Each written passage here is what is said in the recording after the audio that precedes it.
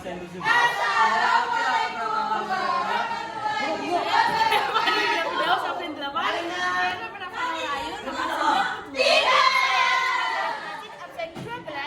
Saya Salsa Blaski yang 9 nomor 28. Nah, di sini akan dijelaskan apa saja indikator alami.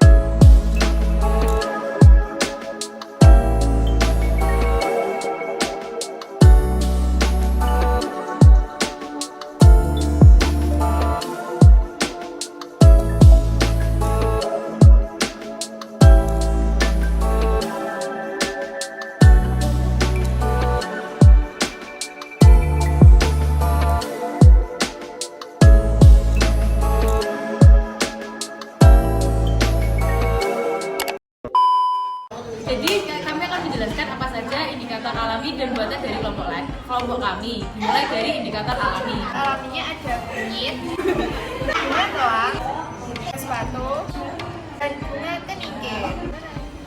Indikator buatannya itu ada kertas lapis merah sama kertas lapis biru. Nah, langsung saja kita mulai praktiknya. Kita akan meneteskan indikator. Ya, jadi dimulai dari kunyit. The sun, come won't you come along? And it feels so bright, it's like luck is raining on me. Go and follow your heart, doesn't matter how far. There is so much love to give, something's telling me this time, baby, baby. Selanjutnya ini kita sudah menuangkan indikatornya ya teman-teman. Nah, selanjutnya kita akan menuangkan ininya, lakukannya ya. Pertama ya. Pertama apa? Saya. Kita mulai. It's you, yeah, boy, the one to show me now and forever. No, you'll never be alone again. All day, oh yeah, all day. Please stay in my arms, boy. The one to show me if we're together.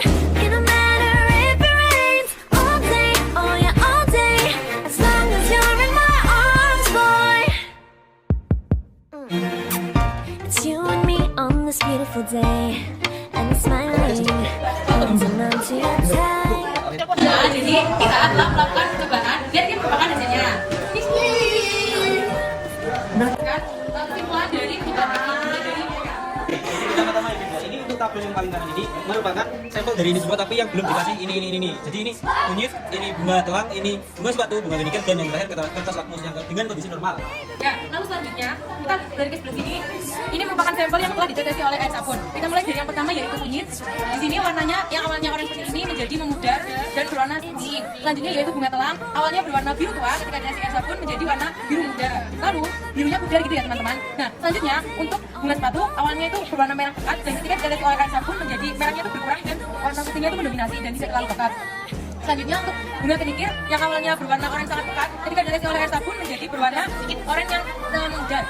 Selanjutnya untuk kertas lakmus, di sini kertas lakmus berwarna biru tetap menjadi warna biru dan kertas lakmus berwarna merah tetap berwarna merah. Jadi dapat disimpulkan bahwa air sabun bersifat Adalah es garam. Jika es garam direaksi dengan kunyit, maka mereka si kunyitnya ini tidak berubah warna. Jika kunyitnya orange seperti ini menjadi orange seperti ini. Untuk pengetahuannya, jika diatas dengan air garam, birunya itu menjadi memudar.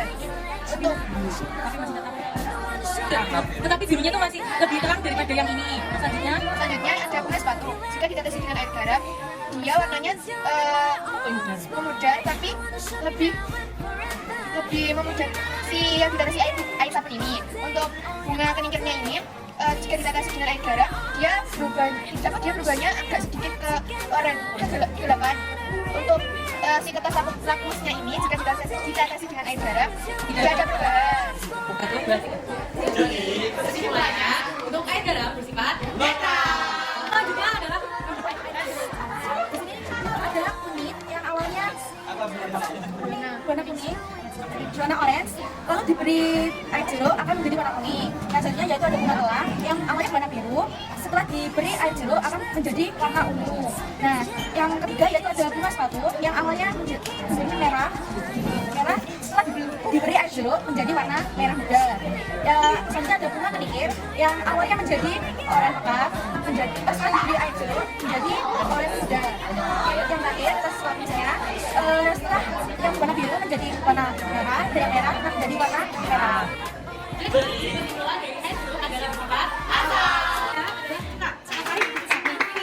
Diberi oleh tetesan kunyit, dari yang awalnya oranye pekat menjadi oranye lebih muda tapi tetap pekat seperti pada awalnya. Selanjutnya untuk bunga telang yang awalnya berwarna biru ketika diberi cuka menjadi berwarna ungu. Nah, selanjutnya untuk bunga sepatu yang dimana awalnya berwarna merah akan menjadi berwarna merah muda ketika dilesi oleh cuka. Dan selanjutnya yaitu bunga kenikir yang awalnya berwarna oranye pekat ketika dilesi oleh cuka menjadi oranye yang lebih muda dan warnanya memudar. Nah, selanjutnya untuk kertas lakmus di sini kertas lakmus berwarna merah tetap menjadi warna merah dan kertas lakmus berwarna biru menjadi berwarna merah. Jadi, melakukan uji menggunakan kertas pH di mana hasilnya akan lebih akurat daripada menggunakan indikator alami. Nah, di sini saya akan menguji air sabun, Air garam. lalu air Nah, jadi di sini kertasnya tinggal kita masukkan saja ke dalam sini. Dan nanti setelah dicelupkan ke dalam larutannya, kertas pH-nya akan berubah warna ya. Ya, jadi dimulai dari sana. Ini apa? Itu adalah seperti apa? Air cuka. Ini air cuka.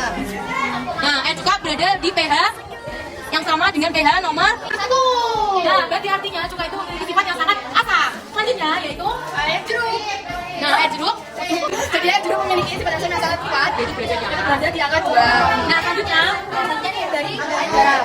Nah, air garam itu sendiri berada di nomor 7 karena garam air sendiri bersifat netral. Nah, selanjutnya yaitu air sabun. Nah, air sabun ini memiliki berada di pH yaitu 7. Bisa teman-teman lihat. Nah, jadi di sini air sabun memiliki sifat basah. Nah, jadi sekian praktikum asam dan basa yang telah kami lakukan. Mohon maaf apabila ada kekurangan atau salah. Terima